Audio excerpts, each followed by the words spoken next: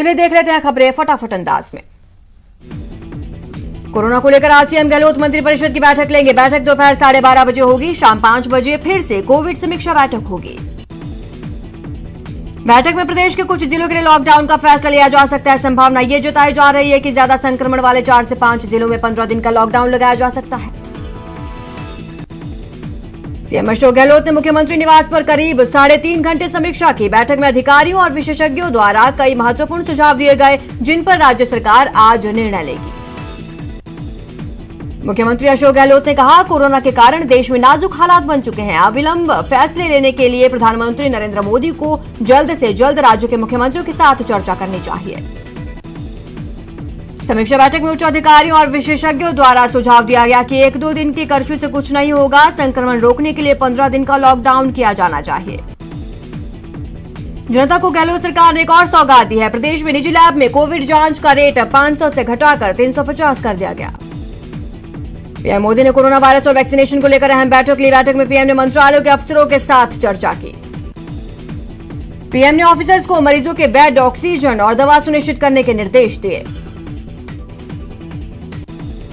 इस बैठक में पीएम मोदी ने एक बार फिर टेस्टिंग, ट्रैकिंग और उपचार पर जोर दिया। पीएम ने कहा, राज्य सरकारों के साथ सभी मंत्रालयों का सामंजस्य जरूरी है। प्रधानमंत्री मोदी के आह्वान पर जूना अखाड़े की ओर से कुंभ का विधिवत विसर्जन कर दिया गया। महामंडलेश्वर स्वामी अवधेशानंद गिरी महाराज ने ट्वीट कर इस बात की जानकारी दी। कांग्रेस अध्यक्ष सोनिया गांधी ने कोरोना महामारी की मौजूदा स्थिति को लेकर केंद्र सरकार पर निशाना साधा। साथ ही टीकाकरण के लिए आयु सीमा को घटाकर 25 साल किए जाने की मांग की। कोरोना पर सीडब्ल्यूसी की मीटिंग को लेकर कांग्रेस प्रदेश प्रभारी अजय माकन ने बताया, कांग्रेस ने केंद्र को कई सुझाव दिए और महामारी के खिलाफ एकजुट होकर लड़ने की बात कही। कोरोना के बढ़ते केस के बीच सीएम गहलोत ने ट्वीट कर सामूहिक कार्यक्रम पर रोक लगाने की बात कही। सीएम ने ट्वीट कर लिखा, देश भर में कोविड की स्थिति खतरनाक रूप ले चुकी है। प्रधानमंत्री जी को अब अपने राजनीतिक कार्यक्रम, रैलियां, रोड शो पूरी तरह बंद करने चाहिए। केंद्रीय मंत्री अर्जुन मेघवाल ने सीएम अशोक गहलोत के ट्वीट पर पलटवार किया। मेघवाल ने कहा, मुख्यमंत्री को महामारी के दौरान राजनीतिक संभावनाएं नहीं तलाशनी चाहिए। कोरोना के खिलाफ जिस तरह से भारत में जंग लड़ी, उसकी तारीफ न केवल देश बल्कि पूरी दुनिया में की गई। बीजेपी के पूर्व प्रदेश अध्यक्ष डॉक्टर अरुण चतुर्वेदी ने गहलोत के पीएम की रैली पर दिए बयान पर हमला बोला। अरुण ने कहा कि मुख्यमंत्री गहलोत असम में चुनावी सभा कर रहे थे। उनका मंत्रिमंडल चुनावी सभा में व्यस्त था। अब राजस्थान में चुनाव खत्म हुआ तो उनको ये सब याद आ रहा है। देश में कोरोना वायरस से लगातार हालात बिगड़ते जा रहे हैं। पिछले 24 घंटे के अंदर देश में रिकॉर्ड 2,60,692 लोग संक्रमित पाए गए। पिछले साल संक्रमण की शुरुआत से लेकर अब तक का ये एक दिन में आया सबसे बड़ा आंकड़ा है। वहीं पिछले 24 घंटे में कोरोना से 1,493 लोगों की मौत हो गई। महाराष्ट्र में 24 घंटे के दौरान 67,000 से ज्यादा नए मरीज मिले। साथ ही 419 लोगों ने जान गंवाई। तो वहीं उत्तर प्रदेश में 24 घंटे में 27,357 लोगों की रिपोर्ट पॉजिटिव आई। 120 मरीजों की कोरोना के चलते मौत हुई। दिल्ली में 24 घंटे में 24,000 से ज्यादा मामले सामने आए हैं। साथ ही 167 मरीजों की जान गई। दिल्ली में तेजी से बिगड़ रहे हालात को देखते हुए मुख्यमंत्री केजरीवाल केंद्र से ऑक्सीजन की सप्लाई और रेमडेसिविर इंजेक्शन की डिमांड कर रहे हैं। बॉलीवुड अभिनेता सोनू सूद कोरोना पॉजिटिव पाए गए हैं। अभिनेता ने इस बात की जानकारी अपने सोशल मीडिया के जरिए दी। छत्तीसगढ़ की राजधानी रायपुर में एक कोरोना अस्पताल में आग लगने से 4 मरीजों की मौत हो गई, जिनमें से 3 कोरोना से संक्रमित थे। छत्तीसगढ़ के सीएम भूपेश बघेल ने आग की इस दर्दनाक घटना के बाद मुआवजे का ऐलान किया। घटना में मारे गए लोगों के परिजनों को सीएम ने 4-4 लाख रुपए की मदद की घोषणा की। राजस्थान में कोरोना की दूसरी लहर में हालात तेजी से बिगड़ रहे हैं। प्रदेश में बीते 24 घंटे में 9,000 से ज्यादा नए केस सामने आए। महामारी से 37 लोगों की जान गई। करौली में कोरोना के 66 नए केस सामने आए हैं, जिसके बाद चिकित्सा विभाग में हड़कंप मच गया। जयपुर के चाकसू में कोरोना कहर बनकर टूटा। यहां सैटेलाइट अस्पताल के 22 कर्मचारी पॉजिटिव पाए गए। सभी के दोबारा सैंपल्स लेकर जांच के लिए एसएमएस अस्पताल भेजे गए।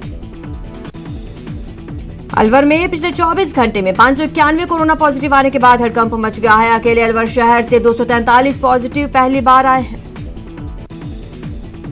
सिरोही में कोरोना के 134 नए केस सामने आए। जिले में कोरोना संक्रमित एक्टिव मरीजों की संख्या 1,500 के करीब पहुंच गई। सिरोही जिले के प्रशासनिक अधिकारी ही कोरोना पॉजिटिव हो गए हैं। जिला कलेक्टर, अतिरिक्त जिला कलेक्टर, एसडीएम, तहसीलदार, शहर कोतवाल कोरोना पॉजिटिव पाए गए। चूरू में कोरोना के 112 नए केस मिले हैं, जबकि जिले में वायरस से 2 लोगों की मौत हो गई। जयपुर के आदर्श नगर शमशान घाट पर कोविड से जान गंवाने वाले 9 लोगों के शवों का अंतिम संस्कार किया गया। सरकार की ओर से जारी आंकड़ों में शनिवार को कोरोना के चलते जयपुर में 3 लोगों की मौत ही बताई गई। कोटा में एमबीएस अस्पताल में मरीजों को इलाज के लिए संघर्ष करना पड़ रहा है। इलाज के लिए मरीजों को घंटों लाइनों में लगना पड़ रहा है। अलवर में बाजार में बिना मास्क के घूम रहे लोगों के प्रशासन ने चालान काटे और 3 दुकानों को सीज किया।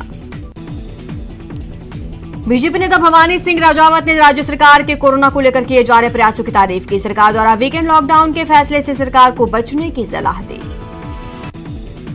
जयपुर के पीसीसी में कोरोना कंट्रोल रूम बनेगा। अब से 24 घंटे कंट्रोल रूम कार्य करेगा। बाड़मेर में कोरोना केस 290 हो गए हैं, जिसके चलते अस्पताल भर गए हैं। कोविड केयर सेंटर्स अब फिर शुरू होंगे। जयपुर में वीकेंड कर्फ्यू के बावजूद नगर निगम का स्लॉटर हाउस खुला देखने को मिला। इस दौरान बड़ी संख्या में पशुओं को लेकर लोग वहां खड़े नजर आए। राजसमंद के केपी पारड़ा में प्रशासन की लापरवाही का मामला सामने आया है, जहां बूथ पर सामान्य युवक को कोरोना मरीज समझकर पीपीई किट पहनाकर वोट दिलवाया गया। जोधपुर के पोटा चौराहे पर एक महिला बैंक कर्मी को जब मास्क नहीं लगाने पर रोका गया तो उसने हंगामा खड़ा कर दिया। देखते ही देखते सड़क पर लंबा जाम लग गया। झालावाड़ में कोविड-19 के बढ़ते संक्रमण को देखते हुए वीकेंड कर्फ्यू का खासा असर देखने को मिला। दिन भर जिले के शहरों और कस्बों की सड़कों पर पुलिस की गश्त नजर आई। चूरू के तारानगर में कर्फ्यू के चलते बाजार बंद रहे। प्रशासन ने लोगों को घरों में रहने की हिदायत दी। बांसवाड़ा में कर्फ्यू के चलते बसों में सवारियां कम देखने को मिली और जितने लोग दिखे सभी मास्क में नजर आए। डूंगरपुर जिले में कोविड अस्पताल में अजीबोगरीब नजारा देखने को मिला। डूंगरपुर के कोविड अस्पताल में भर्ती मरीजों के परिजन ऑक्सीजन सिलेंडर लूट रहे थे तो मौके पर मौजूद चिकित्साकर्मी परिजनों से समझाइश कर रहे थे। कोटा में वीकेंड कर्फ्यू की पालना के लिए पुलिस प्रशासन ने एक्शन प्लान लागू किया है। एसपी विकास पाठक ने एडिशनल एसपी के नेतृत्व में विशेष टीम का गठन किया। कोटा में कोरोना के बढ़ते आंकड़ों के साथ ऑक्सीजन की खपत बढ़ गई है। प्रतिदिन 1100 सिलेंडर की खपत हो रही है, जबकि कोविड अस्पताल में भर्ती 514 मरीजों में से 371 को ऑक्सीजन की जरूरत पड़ रही है।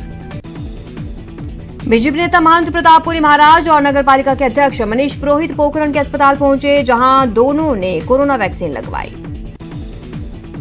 आरजेडी सुप्रीमो लालू प्रसाद यादव को जमानत मिल गई है। चारा घोटाला मामले में सजायाफ्ता आरजेडी सुप्रीमो को झारखंड हाईकोर्ट ने सशर्त जमानत दी।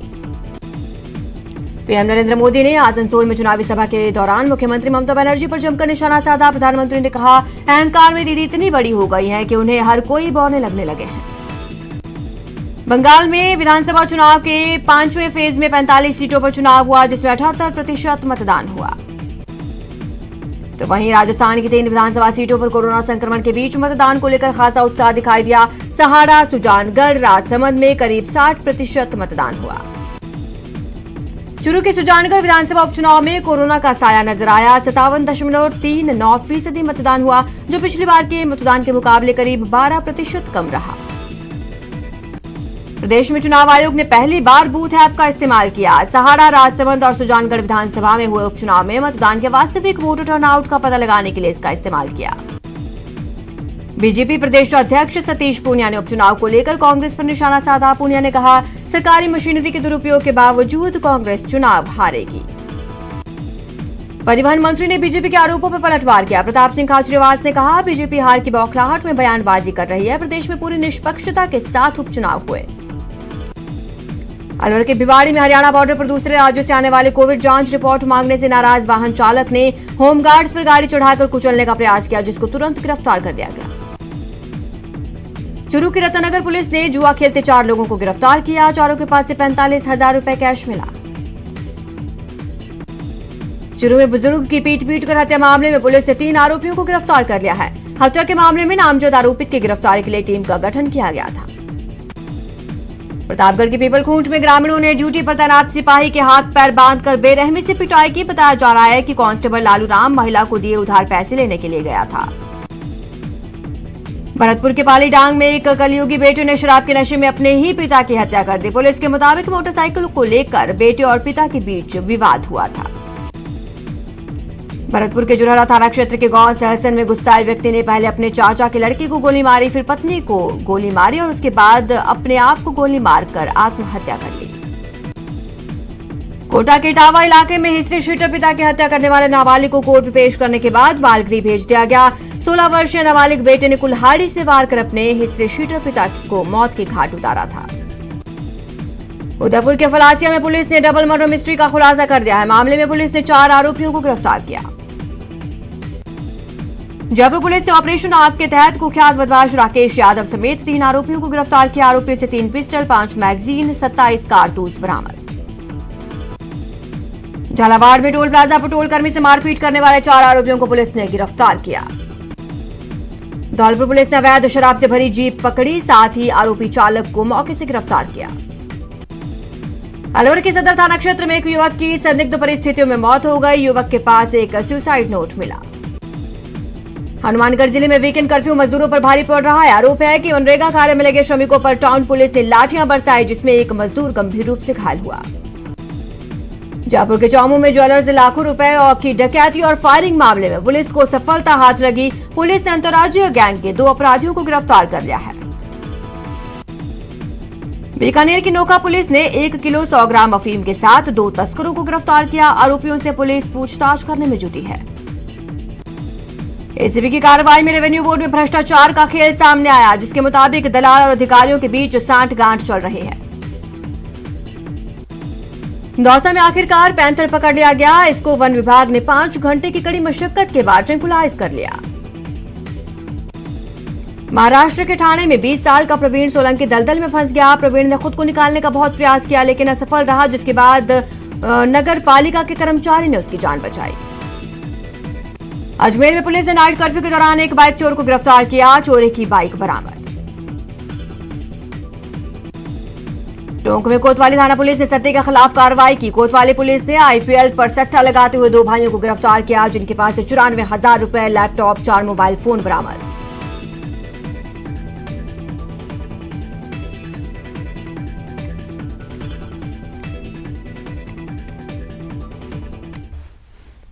ब्रेक के बाद आपका स्वागत है। चलिए खबरों का रुख कर लेते हैं। दौसा के लालसोट में एक मकान में आग लगने से 2 बकरियां जिंदा जल गई। हादसे में एक युवक भी गंभीर रूप से घायल। करौली के हिंडौन में खेतों में अज्ञात कारणों से आग लग गई। ग्रामीणों ने आग पर काबू पाया। श्रीगंगानगर में चलते ट्रक में आग लगने से हड़कंप मच गया। दमकल की टीम ने आग पर काबू पाया। बाड़मेर के चौहटन उपखंड के सरपुरा कोनरा गांव में भीषण आग लग गई। आग लगने से सोने चांदी के गहने, नकदी और घरेलू सामान जलकर राख हो गया। अलवर के केडलगंज के लोगों ने पेयजल के संकट को लेकर जलदाय विभाग का घेराव किया। अजमेर डेयरी अध्यक्ष पद पर रामचंद्र चौधरी ने लगातार 6ठी बार कब्जा कर लिया। नया कीर्तिमान स्थापित किया। रामचंद्र चौधरी साल 1990 से लगातार डेयरी के अध्यक्ष पद पर बने हुए हैं। टोंक में जोबनेर कृषि विश्वविद्यालय के कुलपति गीत सिंह सिद्धू 1 दिवसीय दौरे पर रहे। इस दौरान उन्होंने पूर्व कृषि मंत्री डॉक्टर प्रभुलाल सैनी के फार्म हाउस पर की जा रही खजूर की खेती का अवलोकन किया।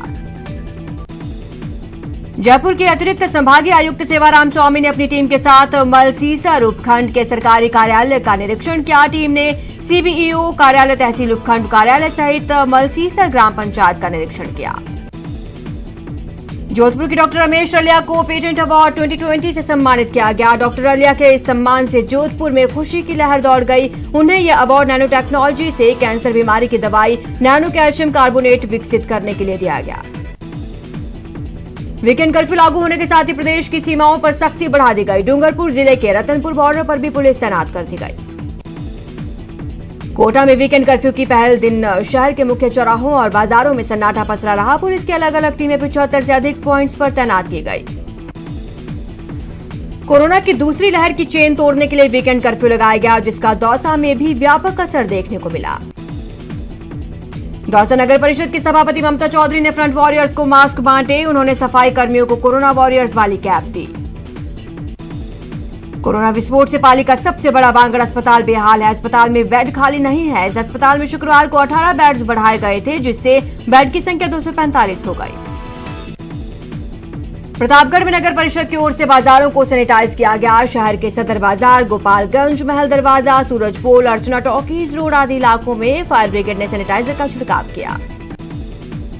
वीकेंड कर्फ्यू के दौरान सरकारी एडवाइजरी का पालन नहीं करने के आरोप में पुलिस ने सवाई माधोपुर में एक मेडिकल स्टोर को सीज कर दिया। कई मेडिकल स्टोर के चालान काटे। श्रीगंगानगर के सूरतगढ़ में एक विवादित भूखंड के निर्माण में वीकेंड कर्फ्यू के नियमों की धज्जियां उड़ाई गई। सूचना के बाद एसडीएम ने निर्माण कार्य को बंद करवाया। कर्फ्यू के दौरान बीकानेर की सड़कों पर सन्नाटा पसरा हुआ है। आवश्यक सेवाओं के अलावा सभी मार्केट बंद। कोटा में कोविड टीकाकरण अभियान के तहत शनिवार को 110 साइट्स पर सेशन आयोजित हुए। इनमें 4,816 लाभार्थियों को वैक्सीन की पहली जबकि 1,725 को दूसरी डोज लगाई गई। उदयपुर में एक युवा ने रमजान के मुबारक महीने में प्लाज्मा देकर मिसाल पेश की। अकील मंसूरी ने रोजे की हालत में प्लाज्मा डोनेट किया। जयपुर में रमजान के चौथे दिन लोगों ने अपने परिवार के साथ रमजान की इबादतें की। इस दौरान राजधानी में लोगों ने अपने परिवार के साथ ही रोजा इफ्तार किया।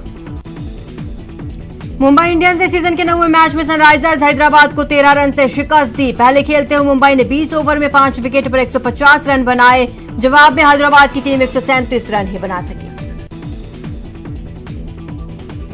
रोहित ने मैच में 32 रन की पारी में 2 छक्के लगाए। इसी के साथ वो टूर्नामेंट में सबसे ज्यादा 217 छक्के लगाने वाले भारतीय बन गए। पाकिस्तान की क्रिकेट टीम को इस साल अक्टूबर-नवंबर में होने वाले आईसीसी वर्ल्ड टी20 के लिए भारत आने में कोई परेशानी नहीं होगी। भारत सरकार पाकिस्तानी खिलाड़ियों और मीडिया को वीजा देने के लिए तैयार हो गई है। बीसीसीआई ने वर्चुअल मीटिंग के जरिए एपेक्स काउंसिल को इसकी सूचना दी। माना जा रहा है कि बोर्ड सचिव जय शाह ने खुद सूचना दी।